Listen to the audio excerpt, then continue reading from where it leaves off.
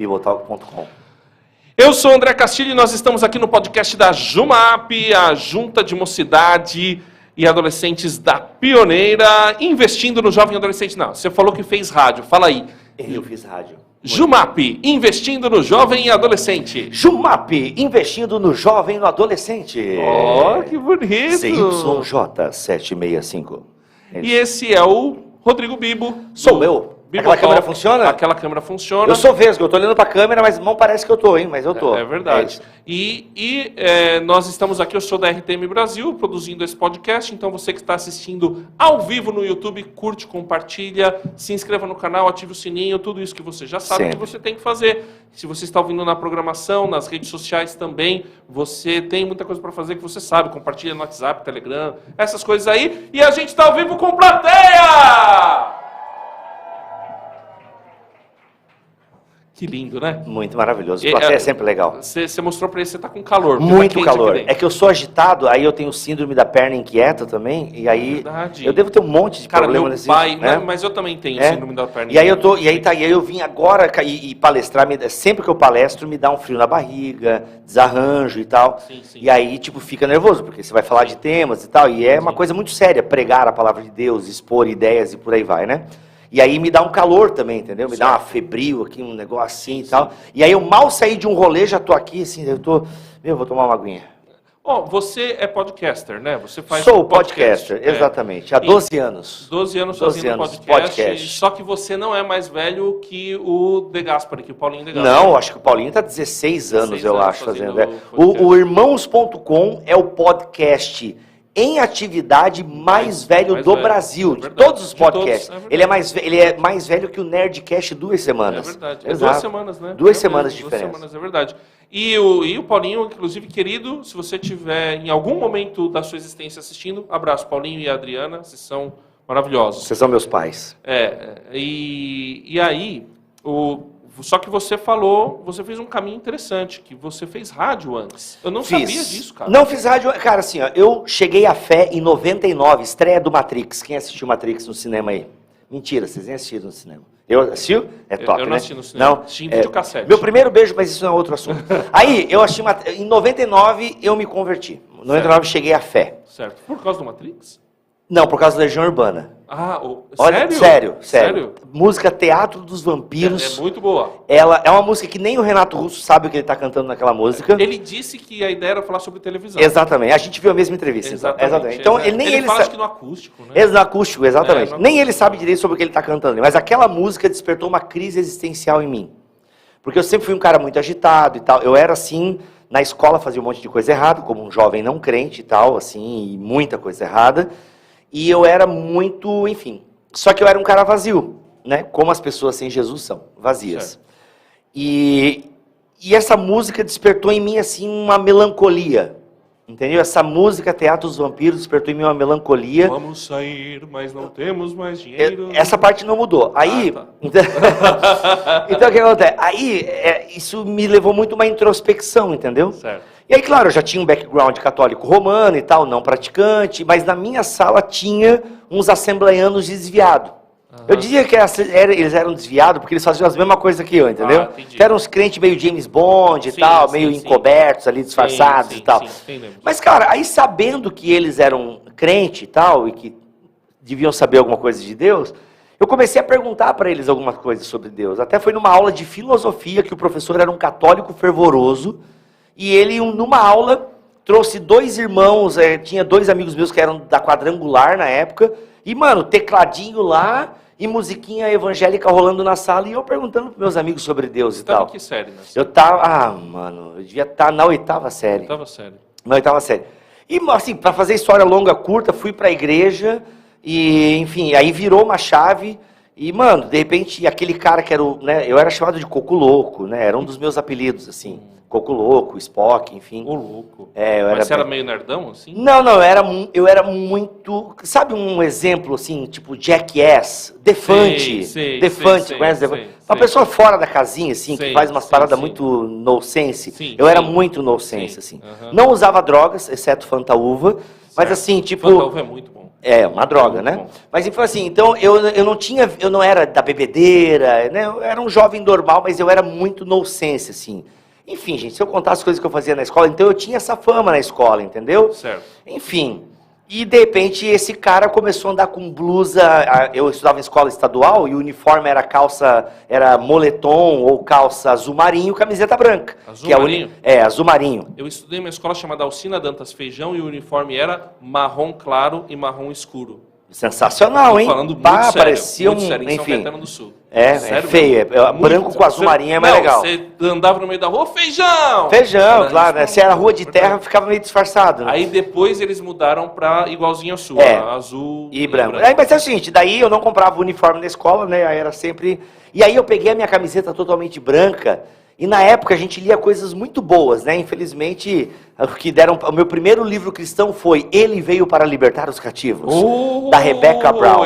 Tu abre a página, já sai um demônio, entendeu? Cara, eu lembro de ficar impressionado, e foi mais ou menos nessa época, 92, 99, batalha aquele espiritual. espírito que roda, assim, Tudo, que sai é do o corpo, Pombagira, sai né? girando. Pombagira, enfim. É muito demônio naquele livro. Não, mas é aquele que a alma sai do corpo, a viagem astral.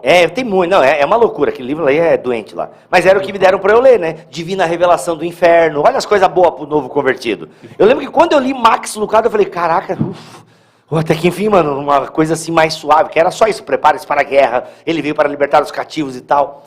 E, mano, e aí eu botei aqui, ó, peguei uma tinta, pedi pra minha mãe, compra uma tinta de tecido. E aí eu com a minha letra de médico, né, que eu só tenho a letra de médico, eu coloquei assim, ó, ele veio para libertar os cativos.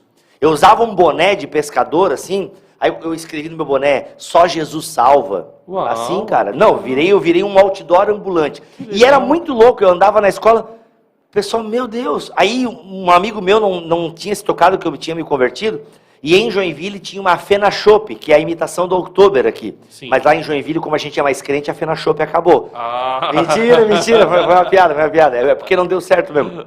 Aí eu, vamos na Fena Chopp. Eu falei, eu não vou, quem vai nesse lugar vai pro inferno. Eu virei nesse nível de crente. Cara, eu virei assim um legalista. Jogar RPG pra você, então, não, era demônio, não, tudo era demônio. Eu virei um alienado, entendeu? Um cara que era assim, tipo, eu virei um alienado, nada podia e tal. Assim, isso é ruim, alienação é ruim. Eu acabei de falar aqui na minha palestra que a alienação é ruim. Mas, pra mim, naquele momento da minha vida, foi bom, porque eu rompi com coisa que não precisava. Eu não precisava jogar fora o meu CD da Spice Girls. Certo. Era original.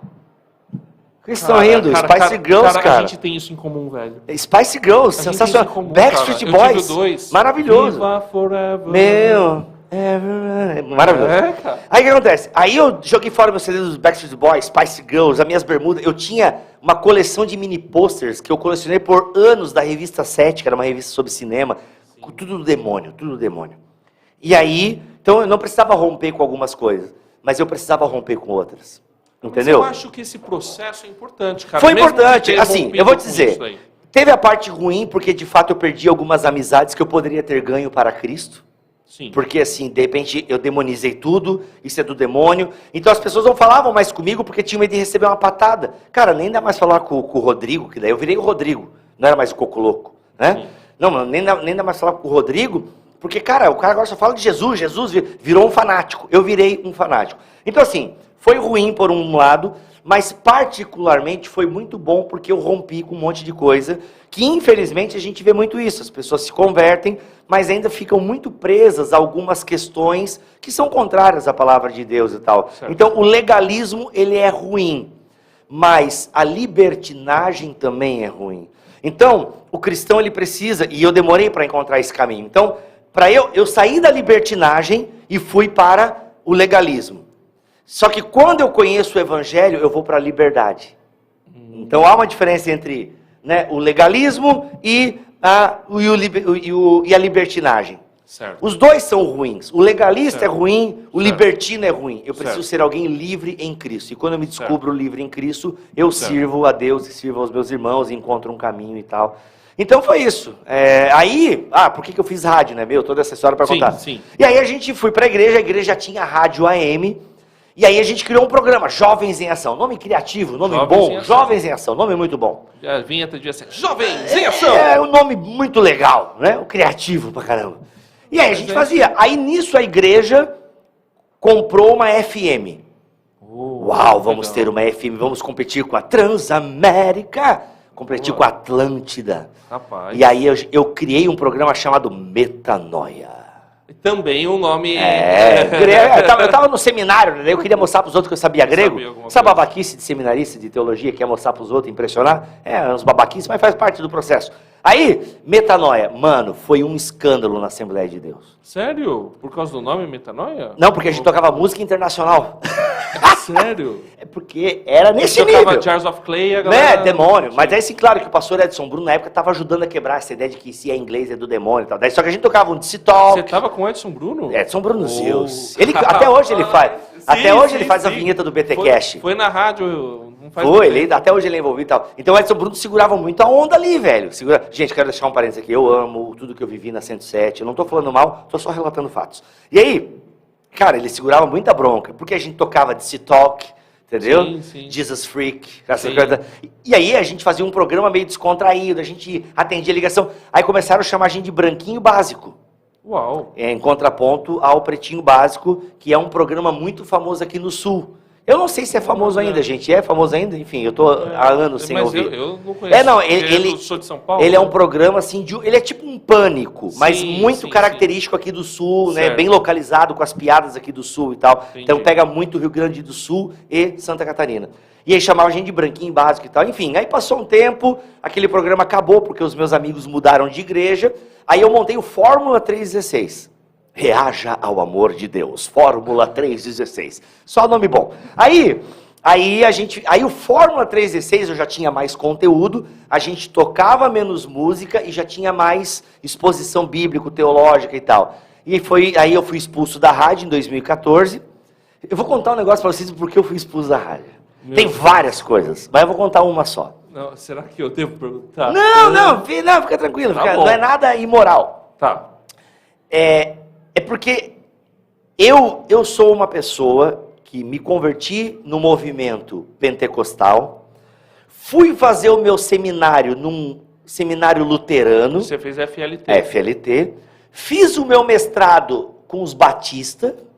Certo. E as minhas maiores influências são reformadas. Então eu sou tipo um presmetor batista esquadrão lutercostal. Uau. Entendeu? Entendi. Eu sou essa mistura, essa metamorfose. E eu gosto de ser assim. Eu não gosto de ficar encaixotadinho aqui. Eu gosto de ser essa coisa meio plural, entendeu? Certo. Aí eu tô lá, né, na rádio, e é outubro. Aí quando você é seminarista de um seminário luterano, outubro, você só vê Lutero, né? E 5 solas e tal. E aí eu comecei a fazer uma série de programas sobre os 5 solas. Certo. E aí tô eu lá falando sobre o sola escritura, o somente a escritura. E aí eu leio o que Lutero diz sobre... Né, na verdade, Lutero não fala só da escritura, mas Lutero fala da primazia da palavra. E aí Lutero diz assim, olha, a igreja precisa conhecer a palavra para julgar os seus pregadores. Lutero, não é o Bibo, é Lutero, Luterão da massa, sim, reformador, grande homem de Deus. E aí eu pego essa fala de Lutero e falo, irmão, vocês estão vendo? Nós precisamos ser o quê? Como crentes de Bereia. Estou citando o quê? Bíblia. Que os bereanos julgavam quem? O apóstolo Paulo, o maior, né? Um dos grandes nomes do Novo Testamento. E eu falei assim, irmãos, os bereanos julgavam a pregação de Paulo. Lutero está dizendo que nós precisamos julgar os nossos pregadores por meio da palavra. Aí eu já trazia um pouquinho de teologia bíblica. O livro de Levítico foi dado para que o povo de Israel julgasse os sacerdotes. E os profetas julgassem os sacerdotes. Irmãos, temos que julgar os nossos pregadores. Fui parar na boca dos obreiros tudo. Reunião para me tirar, para me excomungar, me queimar. Só não me empalaram porque pararam com esse método. É porque daí o método de tortura moderno hoje é tirar salário, tirar a ceia, né? Sim, é outro método de cancelamento e tal. Cara, o pessoal começou a me odiar. Onde já se viu a igreja julgar eu, um homem de Deus? É porque essa mentalidade do homem de Deus, essa coisa das cavernas e tal. Mas você acha que você estava certo naquilo que Não, eu tenho certeza absoluta. Porque eu não falei nada demais. Eu falei que nós temos... Eu estou errado ou não aí, galera? Não? Muito obrigado. Acho bom mesmo. Sacanagem. Não, vamos lá. Ou de repente a forma como você falou. Esse é o ponto. Esse é o ponto. Talvez na forma, no jeito, um pouco arrogante, talvez. Podemos dizer assim, vamos ser chique. Você não foi tão inteligente assim. Eu não fui fino. Pronto. É que eu devia zelar mais pelo meu emprego na época. Enfim, mas é porque Mas, cara, pior que sabe que nesse ponto eu acho que eu não fui. Teve outros pontos que eu fiz críticas meio azedas. Certo. Mas eu acho que nesse específico eu não fui tão azedo, sabe? Que eu falei que tem que julgar os pregadores mesmo, sabe? E que a igreja precisa prestar atenção no que é pregado e tal. Mas em outros pontos eu não tinha sabedoria. Porque é um grande problema do estudante de teologia. Ele pode ter conhecimento, mas ele não tem sabedoria. Entende? E aí você acha que a falha é de quem? Porque você citou que você não foi sábio quando você se converteu com as pessoas de fora, e depois que você estava na igreja e frequentando o seminário teológico, você não foi sábio no ambiente em que você estava na sua igreja. Cara, eu acho que a culpa é minha mesmo, do meu pecado, entende? Porque se eu lembro dos meus professores, sempre ensinaram humildade teológica, entendeu? A gente lia no seminário como, por exemplo, Helmut Tillich, né? Considerações a jovens pastores e teólogos. É um livro super baixa a tua bola. Então eu aprendi certo. Mas a gente sai do seminário meio com uma síndrome do reformador. A igreja tá podre, a igreja tá tudo estragado. E aí a gente acha que vai consertar todo mundo vomitando a nossa teologia neles. E entendeu? O que é mais frustrante é que quando você sai da igreja que você acha que está podre, que você queria pregar os 99 solas modernos lá, você vai para outra e descobre que aquela, depois de um tempo, aquela é igual. E aí você percebe que você é podre, né? Também. Então assim, aí o que acontece? Também a gente é muito jovem. É porque no fundo, muito conhecimento para gente jovem é problemático, é que não tem maturidade para lidar com aquilo e com aquele conhecimento. Só que eu louvo a Deus porque eu sempre fui cercado de homens de Deus. Então, por exemplo, quando que eu me toquei que eu estava sendo muito, me perdoe a palavra, um babaca? Quando um dia, foram 2 momentos, e eu vou citar o nome porque é uma coisa bonita de se falar, Elbert Lima. O Elbert Lima, esse homem, um médico nefrologista de Joinville, que é natural de Porto Alegre, gauchão, tá? Esse homem, ele foi uma espécie de pai para mim, porque ele inclusive articulou entre os irmãos ricos da igreja para pagar o meu seminário. Olha. Sensacional. No almoço de escola dominical, eles me chamaram, Bibo, a gente vê que tu é um jovem dedicado na igreja, que tu ama Jesus, escolhe a faculdade que você quiser que nós vamos pagar para você. Na época eu já estava apaixonado por teologia, e descobri, e peguei gosto e tal, e fui fazer o seminário. O Elbert, um dia, nós estávamos num culto de jovens, e aí, um amigo meu dirigindo o culto, isso numa igreja pentecostal, onde é comum ter revelações e profecias e tal. Nisso um amigo meu começou a insistir com um tal, irmãos, tem um Mateus aqui, Deus quer falar com um Mateus. E ele ficou uns 5 minutos falando que Deus queria falar com o Mateus e que era para o Mateus se manifestar. E é Mateus ou Marcelo, agora eu não lembro. E cadê o Mateus? E cadê o Mateus? Gente, não apareceu ninguém. Aí eu, no alto da minha sabedoria, da minha exegese do meu grego, eu olhei para o Elbert e falei assim, cara, olha só que vergonheira, que absurdo isso e tal. Pô, o cara... sabe, não precisa disso na igreja. Citar alguém aqui que não é crente, ainda citando Paulo, olha, citando 1 Coríntios 14, hein, você é muito bom. E citando, olha, não precisa, pô, quem não é crente se escandaliza com uma coisa dessa, acha que ele é louco, tal. Comecei a criticar durante o culto, né? Queria impressionar o homem que pagou minha faculdade. Certo. Olha como eu aprendi, hein? Olha como eu aprendi, ó, o seu investimento aqui deu muito certo. Aí ele pegou, botou a mão no meu joelho e falou assim, Bibo, no dia que... Rogério é o nome, lembrei. Não era nem Mateus nem Marcelo, era Deus queria falar com o Rogério naquela vez. Olha, Bibo, no dia que Deus quiser mesmo falar com o Rogério, pode ter certeza que ele não vai usar nem eu e nem você, ele vai usar o Wagner. Rapaz, aquilo já foi assim uma primeira cutucada, entendeu? Quebrou. E o segundo momento foi com uma amiga minha, que a gente estava numa festa de aniversário, e cara, eu queria teologizar tudo, sabe aquela pessoa chata, Sim. que, porque isso aí é 1 Coríntios, sabe, não seja essa pessoa, dê a sua opinião se perguntarem, e tudo eu queria teologizar, e tudo, porque eu tinha 23 anos, e eu queria, sabe, mostrar o meu conhecimento, vaidade, orgulho, entendeu? E foi muito legal que um dia, uma amiga minha, ela perdeu as estribeiras, como a gente diz, rodou a baiana, e ela me xingou um monte, assim, ó. para! Ela deu um ataque nela, para de ficar vomitando essas coisas em cima de nós, ninguém aqui aguenta mais. Cara, eu fiquei olhando aquilo assim, e graças a Deus me deu uma humildade naquela hora, né, que eu não peguei, não, porque o homem, muitas vezes, criado num conservadorismo, ele é machista, né? Sim. Essa é mulher, é histérica, né? Então existe o machismo. O machismo é muito cultivado nas igrejas evangélicas, né? Graças a Deus, naquele momento, eu tive assim uma humildade, eu baixei a bola, porque eu percebi que ela estava muito alterada, e aquilo ali, Deus, assim, tipo, já juntou com aquilo que o Elbert tinha falado, e com aquele ataque assim, e aquilo assim, Deus foi usando para ministrar no meu coração, entendeu? E aí foi isso, a gente vai amadurecendo, vai, sabe, ajeitando, vai sendo aparado pela comunidade. Por isso que todo mundo que estuda a Bíblia, a teologia, tem que estar numa comunidade. O Van Hooser já fala, mentes teológicas pertencem a corpos eclesiásticos. Porque se eu fico me isolado com a minha turminha que só pensa teologicamente, cara, eu viro uma pessoa insuportável. Então eu preciso o quê? Fazer teologia de olho no chão da igreja. Estando ali, não só de olho, mas estando ali.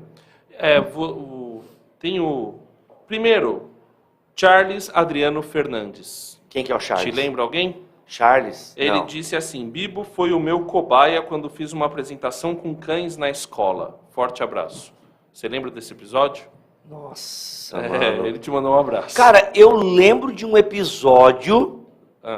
Cara, mas não lembro. E eu botei uma roupa pro cachorro morder o meu braço. Então...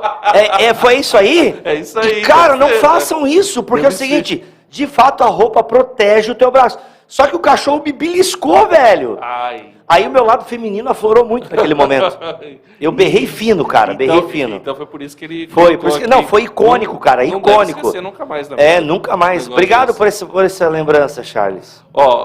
Que bom, Charles...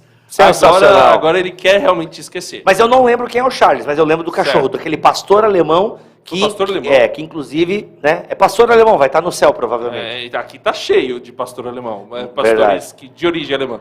Mas cara, você falou sobre, eu nem sei qual pergunta que eu faço primeiro. Vou fazer a seguinte: você disse que gosta de ser uma metamorfose ambulante, digamos assim, né, desse negócio de ser metamorfose. Eu ouvi você falando que hoje está numa igreja que você criticou muito no passado.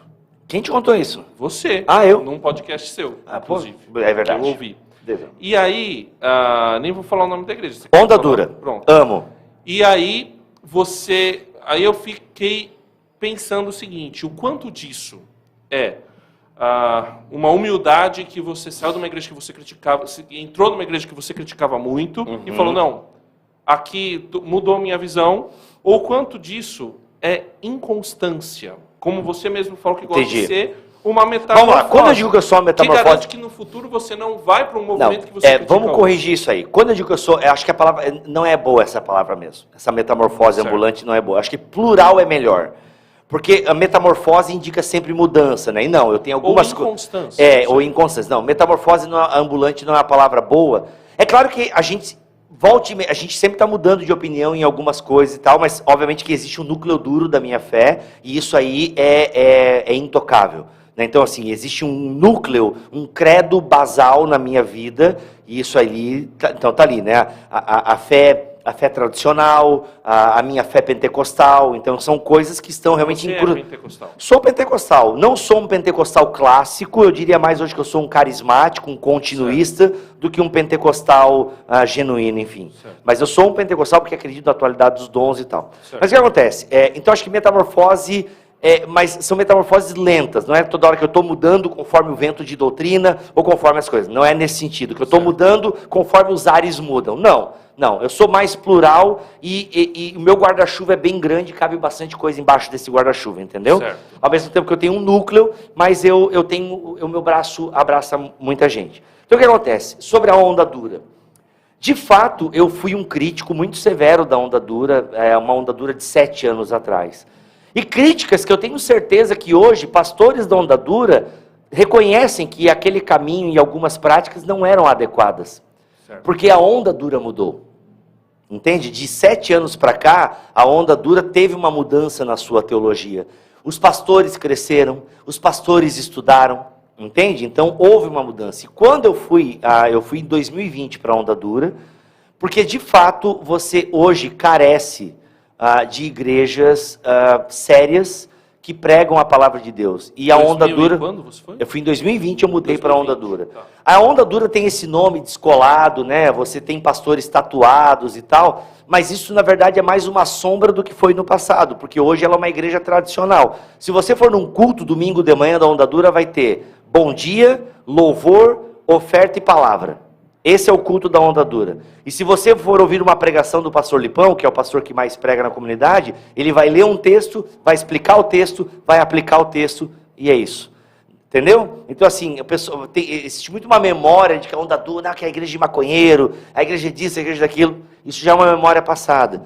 Entendeu? Então sim, eu tive críticas, mas teve um momento também, inclusive Davi Lago foi o homem que Deus usou para me conciliar com o Lipão. Isso foi em 2018, se não me falha a memória, onde eu me arrependi, vi que a Onda Dura tinha mudado, me arrependi de algumas críticas que fiz, porque realmente foram muito ácidas, opinião que ninguém pediu e eu estava dando, aquela coisa toda de crítico de internet, né? Sim, sim. Então eu me arrependi, e eu queria ter um tempo de mesa com o Lipão para pedir perdão. Eu sei que ele não estava nem aí para a minha crítica, ele estava fazendo o trabalho dele e eu estava lá criticando, entendeu? Mas eu queria ter esse momento, até porque a gente é da mesma cidade. E o Davi Lago proporcionou esse encontro, foi muito legal. A partir dali começamos a ter um certo contato e tal. E em 2020 eu participei de um podcast da igreja e nunca mais saí desse podcast, que é o podcast Na Mesa, que é um podcast que eu faço da Onda Dura. E aí eu comecei o podcast em abril, e em setembro a gente foi para a Onda Dura e tal. Porque a gente percebeu, começou a ver a igreja por dentro e tal. Tem um trabalho com crianças que é sensacional. Mas eu aí, tenho 2 filhos. Quer dizer, você mudou você mudou há muito tempo atrás da Assembleia de Deus, passou por outra igreja, agora na Onda Dura. O que garante que essa inconstância não vai fazer parte de Vou te dizer o que me tiraria da Onda Dura hoje. Certo. Alguma loucura muito doutrinária, né, que eu acho difícil acontecer, porque hoje você tem um corpo muito sólido de pastores na igreja. Então, assim, eu acho muito difícil alguma loucura, sei lá, teologia da maldição hereditária, uma teologia da batalha espiritual, entendeu? Acho muito difícil isso entrar. Existe uma coisa, além de uma loucura doutrinária, que me faria sair da Onda Dura, é se o púlpito fosse tomado por política. Entende? Se o púlpito da minha igreja virasse palanque eleitoral. Isso pode acontecer? Acho difícil, porque no estatuto da minha igreja está dizendo que política partidária não pode ser falada no púlpito. Por exemplo, os pastores da minha igreja têm uma posição política. Inclusive defendem essa posição política nas suas redes sociais. Isso me deixou um pouco preocupado. Ih, rapaz, será? Mas o que era legal? Chegava na pregação domingo de manhã, que eu sou velho, eu vou no culto de domingo de manhã. Certo. Domingo de manhã, cara, vou pegar uma frase do Lipão, por exemplo. Se você acha que tem algum homem de Deus concorrendo à presidência, você não sabe o que é um homem de Deus. Então, opa, interessante. Ainda que na rede social ele tinha uma preferência política. Certo. Mas no púlpito da igreja, uma seriedade e compromisso com o evangelho. Então, assim, mas, ao mesmo tempo, vai que os pastores... Gente, vamos tirar essa cláusula aqui do contrato, a gente precisa defender o político X aí, vamos fazer uma campanha forte. Isso me tiraria da igreja, atualmente. Enfim, pode acontecer uma tragédia, Deus o livre, né? Mas hoje, atualmente, é uma igreja que tem uma base doutrinária muito sólida, entende? Tem problemas?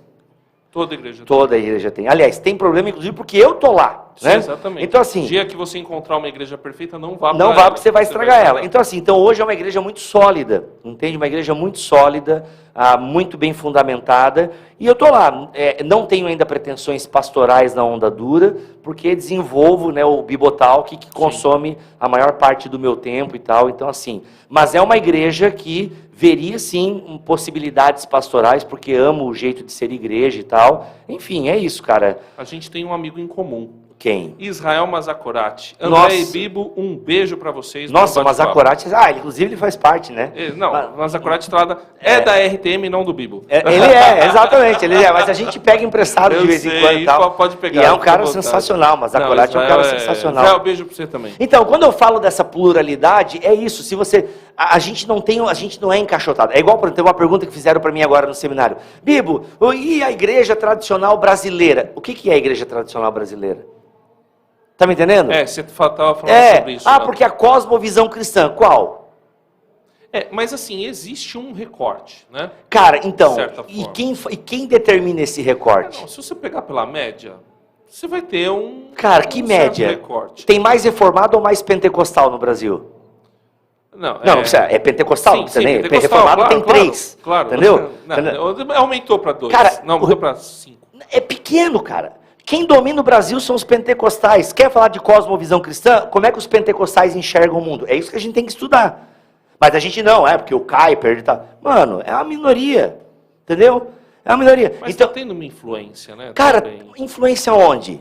Em grupos de internet, que se organizam para vir falar mal da gente. Entendeu? Brincadeira, agora eu fui ácido, desculpa. Rapidinho, a gente vai voltar. Charles Spurgeon. Explica. Bom, não, legal. o Adriano Fernandes. Tem uma frase do Spurgeon? Brincadeira. Não, mas ele falou que foi na Refidim, em 2004, 2005, quando o Bibo era estagiário lá. Estagiário, pronto, tá explicado. Tá. Eu contei uma história de estagiário minha, inclusive, envolvendo não exatamente o Marcos Botelho, mas era o grupo Marcos dele. Botelho é outro cara, é um cara plural. É presbiteriano, tem raízes presbiterianas. Estagiário da Rádio Transmundial. Vou perguntar. Mas tem uma pluralidade, porque, cara, se a gente negar a pluralidade... Vamos deixar bem claro esse assunto para não ter dúvida. Você pode ter... Eu acredito nisso. É assim para mim, é assim, assim e assim. Beleza, tem o seu corpo doutrinário. Você acha que mulher não pode ser pastora? Tudo bem, você tem o direito de ser, você tem a sua teologia, mas não diga que vai para o inferno quem tem uma teologia que diz que mulher pode ser pastora. A gente até estava falando com o Iago sobre que a gente tem que ter aquilo que é inegociável, como você falou, o núcleo duro. Cara, o que é esse núcleo duro? Mano, é o credo apostólico. Entendeu? É o credo apostólico que nos une. Depois eu posso ter confissão reformada, eu posso ter a confissão pentecostal. Aí depois, meu irmão, tem as divisões. Aí, batiza criança ou batiza adulto? Eu acho que batizar adulto é o certo. Batizar quem crê, né? Pode ser até um pré-adolescente, enfim. Sim. Mas, cara, tem irmãos meus que batizam criança. Eu acho que eles estão errados? Eu acho. Mas eles são irmãos em Cristo. E eu dou a mão para eles, entendeu? Tem irmãos que ordenam mulheres ao ministério pastoral. É isso aí, eles têm a exegese. E outra, porque isso não está na Bíblia. Cara, tu está dizendo que N.T. Wright. Vamos pegar a ordenação feminina, tá? Certo. Que o pessoal, os babacas da internet, isso nem se discute. Isso nem se discute. Como não se discute, irmão? N.T. Wright, um dos maiores acadêmicos do mundo, um dos maiores nenhum acadêmico tem tanta coisa escrita como o N.T. Wright tem. Ele é muito Isso quer dizer que ele é inerrante? Não. Eu estou dizendo que não é qualquer pessoa. Esse é o meu ponto. Eu não estou dizendo que o N.T. Wright, tudo que ele fala está certo. Não. Eu estou dizendo que não é alguém assim. Não, é um acadêmico respeitado. Então, mas você falou Só deixa eu terminar esse aspecto. Desculpa, perdão. N.T. Wright. Você tem Cynthia Westphal, mulheres. Existem mulheres boas na teologia. Cynthia Westphal, uma exegeta respeitadíssima. Entendeu? Enfim, entre outros homens... Gordon Fee, um dos maiores teólogos pentecostais, exegetas. Então, esse pessoal, eles discutem ordenação feminina e veem plausibilidade na ordenação feminina. Eu não estou entrando no mérito se eu acho que é certo ou errado, porque eu estou querendo dizer o seguinte, vamos conversar? Antes de dizer que está errado, sabe o que é aquela postura arrogante? Onde está na Bíblia isso? Então, eles têm onde olhar na Bíblia e como eles leem. Não é uma coisa assim só porque... Não, isso é influência do feminismo na igreja. Não é isso. Tem influência do feminismo? Tem. Mas é só isso? Não. Tem exegeta muito sério discutindo o assunto. Arminianismo, calvinismo. Por exemplo, o calvinista... Tu percebe que uma pessoa é um calvinista ruim quando ele acha que Romanos 9 é uma bomba que vai explodir na cara dos arminianos. Esse aí só ouviu 2 vídeos do Piper e um vídeo do Nicodemos e acha que... Cara, entendeu? Essa arrogância, entende? Ou o pentecostal que acha que ninguém mais vai para o céu porque não fala em línguas. Isso tem que acabar no nosso meio, cara. É isso que eu falo da pluralidade. Tem as suas convicções, mas não mate por conta delas. Mas aí você não acha que você pode, como as palavras que você disse agora, né? Desculpa, vou ter que entrar rapidinho nisso aqui. Você usou a palavra babaca. Babaca, desculpa, ela é forte. Usou essas palavras assim... Foi um pouco, digamos sanguíneo. assim... É que o meu temperamento... a mola veio pra cá e explodiu pra cá e você devolveu, foi né, mal. com É verdade, tiro. verdade. Né? Que tiro foi esse? E eu vejo que isso é comum. Né? Será que não está faltando a resposta branda, desvio furou? Tá. Então, assim, nos nossos podcasts, geralmente as respostas são brandas. Ah, bom. Mas vamos dizer... Eu tô percebendo, você eu fiquei nervoso. Não, é que chega uma hora que vamos pegar assim, a gente apanha tanto às vezes, que aí você tem apanha hora... muito, cara? Nossa! Se eu abrir meu direct aqui agora, tem alguém me chamando de liberal, provavelmente. É mesmo, É. cara. E aí, por exemplo, assim, a gente apanha tanto por ensinar algumas coisas, que aí tem hora que a gente cansa. Porque de tanto apanhar... Eu não quero falar aqui agora, mas tem, por exemplo, o tema, né? Vou falar porque o Guilherme de Carvalho está aqui, então eu vou falar. O Guilherme de Carvalho, que é o meu patrão na ABC2, na Associação Brasileira de Cristãos da Ciência, a ABC2, ela não tem uma posição definida. Ela expõe sobre a origem do universo. Ela expõe os modelos, design inteligente, criacionismo terra-jovem. Na ciência, que é mais dúvida Exato. do que Então, certeza. e aí a Associação Brasileira de Cristãos da Ciência não vê e não demoniza cristãos que defendem, por exemplo, e acreditam que a evolução é possível. A gente tem homens como Tim Keller, John Stott, grandes homens de Deus, que defendem, olha, né, o próprio Billy Graham, né, grande Billy Graham, não via problemas. Não defendia, mas não via problemas. Ele acha que a Bíblia não está preocupada com isso. Então a gente tem grandes homens de Deus e mulheres que não viam problema. Para alguns irmãos, o simples fato de nós ensinarmos que você não vai para o inferno se você entende que a teoria da evolução, ou algumas das teorias da evolução, são uma resposta adequada à origem do universo, ou à evolução das espécies e por aí vai, tem gente que acha que isso é demoníaco. Como eu já recebi, por exemplo, né, anátema, você é anátema. Tá entendendo? Então, aí tem assim, então, com essa pessoa em específico, por exemplo, com esse irmão, eu realmente eu não sento à mesa com ele. Vou te dizer o porquê. Tá. Porque eu precisaria que ele me pedisse perdão primeiro. Então, mas você não teria que perdoar ele antes? Ué, mas vou perdoar ele se ele não está pedindo perdão para mim? Tipo assim, perdoa ele porque não sabe o que fazem? Pode ser. Entendeu? Pode ser. Mas você chama que a gente... Porque imagina a tua foto num congresso com 12 mil pessoas. Aí ele põe a tua foto lá e diz, esse menino aí, acha que sabe de teologia, mas está levando as pessoas para o inferno porque ensina a teoria da evolução. O preço, por exemplo, a gente já recebeu alguns e-mails na RTM, que você... não sei, você acha que a RTM é ponderada? Pelo que eu conheço, sim. Pelo que eu conheço, sim. E a gente já recebeu alguns, tá lá, o Samuel, o Eliakim, é muito raro, mas Eliakim? Quem que é o Eliakim? Eliakim é o que está no vídeo ali, ó. Que nome massa. Esse cara é bom. E ele virou, um cara já falou palavrão uma vez pra gente, porque a gente estava falando muito de aplicativo de celular, no nosso aplicativo, aí ele mandou um palavrão. Teve outros, de vez em quando a gente recebe uns muito mal educados. O que eu ensinei o pessoal a fazer? E a gente faz. A gente responde com a maior educação possível e agradece pela crítica. Porque quando você faz isso, você desarma o cara. Será?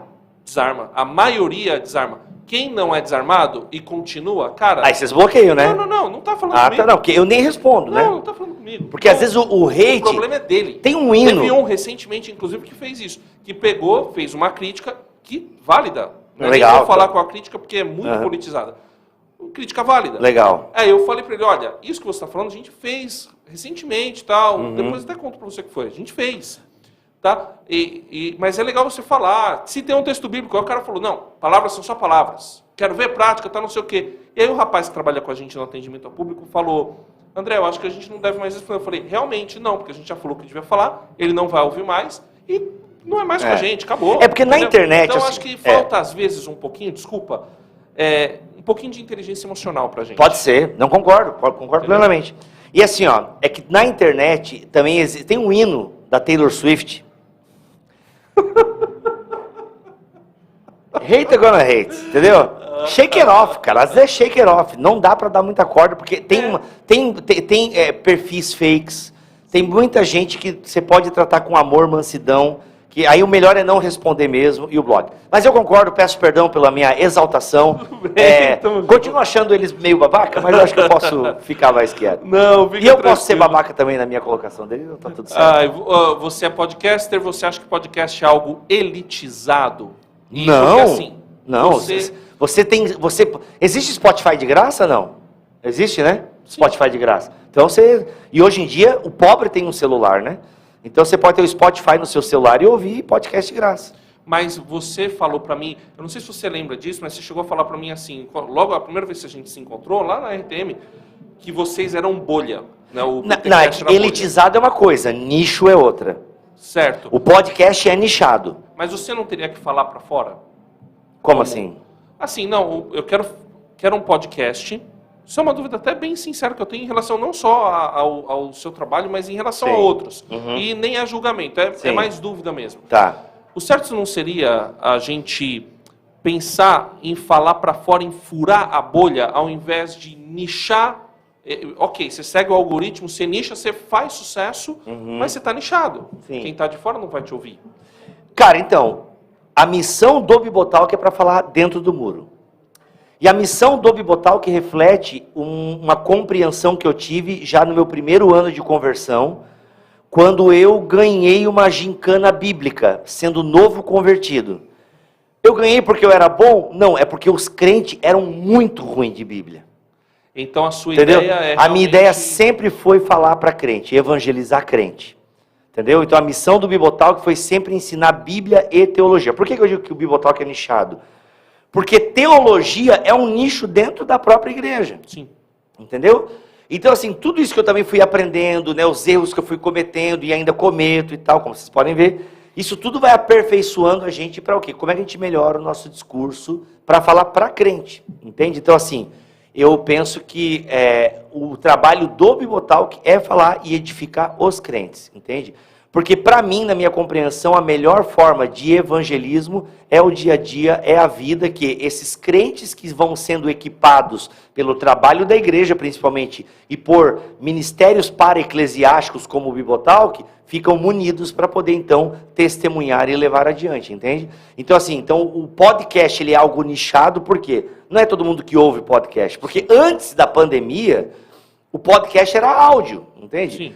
E assim, na verdade, tecnicamente ainda ele né? mas aí veio o MesaCast, né, com o Flow e tal, que popularizou a ideia da mesa. Que é isso aqui. Que a gente está fazendo. Exatamente.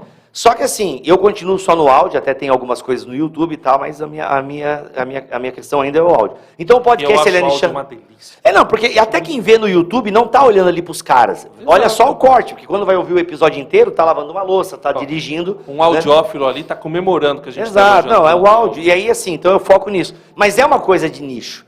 Alguém que para ouvir por 1 hora, né, um conteúdo e tal, então é uma parada de nicho. Nesse sentido ele é nichado, entendeu? Que o podcast é uma mídia mais nichada mesmo. E como alcançar mais massa?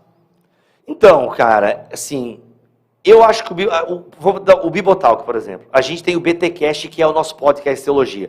Eu não quero mudar o BTcast para alcançar mais pessoas, não, eu quero que me ouça quem quer aprender Bíblia e teologia.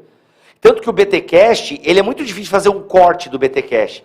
Porque a gente vai construindo uma cadeia de pensamento do início ao fim. E ainda tem aquele lance que ele é uma conversa informal, então, né, a gente vai dar umas devagadas e tal. O nosso podcast precisa prestar atenção para aprender alguma coisa. E eu quero manter assim. Mas, para alcançar mais pessoas, o que eu criei? O BT Papo. Onde é somente eu e o Cacau Marques, pastor Batistão, inclusive, eu e o Cacau Marques, e aí a gente responde uma pergunta. Posso processar o meu irmão? O que é galardão?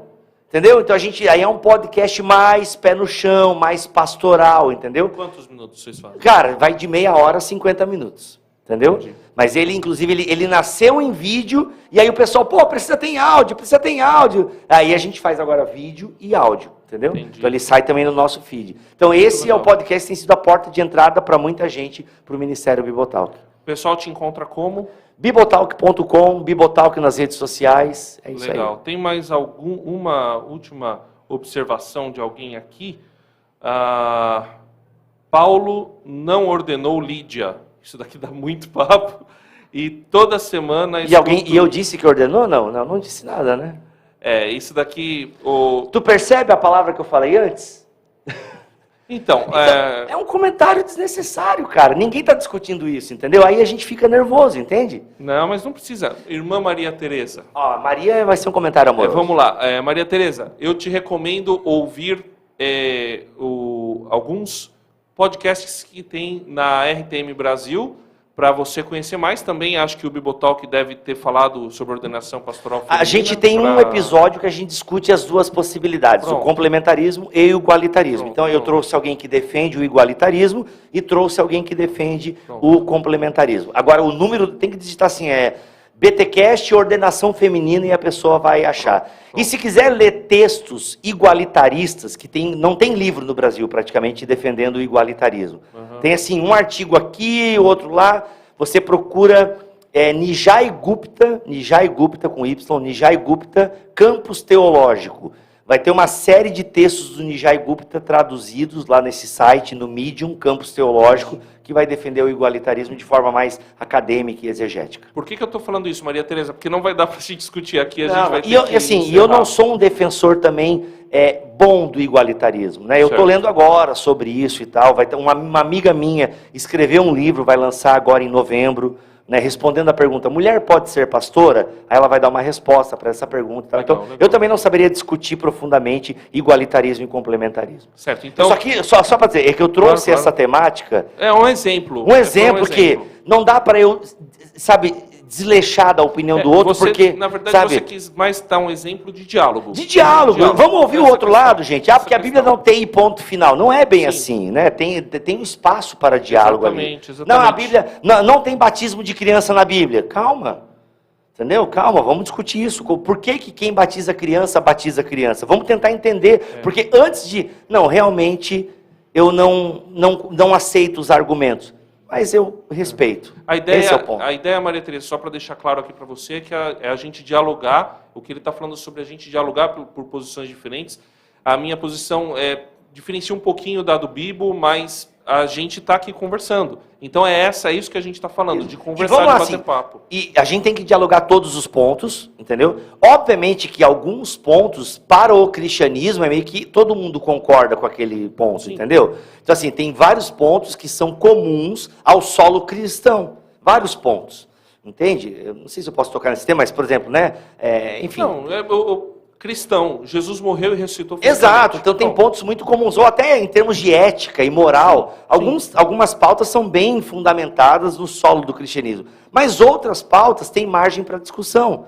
E aí a gente discute, a gente não diminui, entende? É só um chamado ao diálogo e não a diminuição. Eu acho que esse é o ponto que eu quis trazer, citando ordenação feminina, ou batismo infantil, ou batismo de adultos. Então, Maria Tereza, obrigado pela sua participação, Deus te abençoe, valeu. E a gente continua aqui, o Paulo Bacelar fala que escuta toda semana o Bibotalk, que é muito bom, e a Grace Pacheco fala que adora ouvir o Bibotalk, que aprende muito. Tá até linda, ela é tão fã que ela comenta, tá aqui. Excelente. Gente, muito obrigado, pessoal que assistiu aqui ao vivo.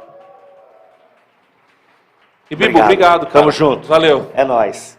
Até a próxima, 9h15, tem mais com o Projeto Sola. Vai ser bem legal esse, hein? Projeto Sola, 9h15, e tem outros aí. Amanhã a gente encerra, tem mais 2 ainda. Valeu.